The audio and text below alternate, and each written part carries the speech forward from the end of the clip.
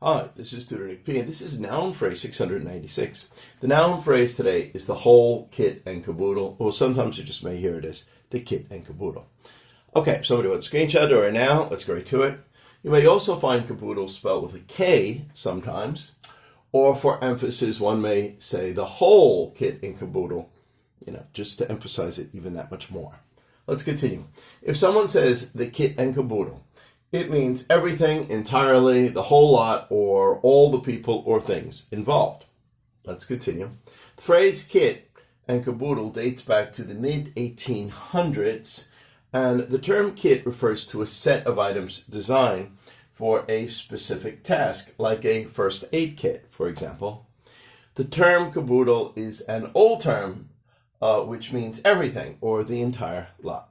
All right, let's continue. And we got 4 examples here to show just how it's used. Here's the first one. I'll take everything you have in stock. I want to buy the whole kit and caboodle.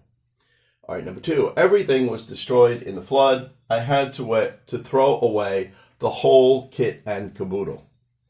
Number 3. That location closed and every employee was let go. The whole kit and caboodle was terminated.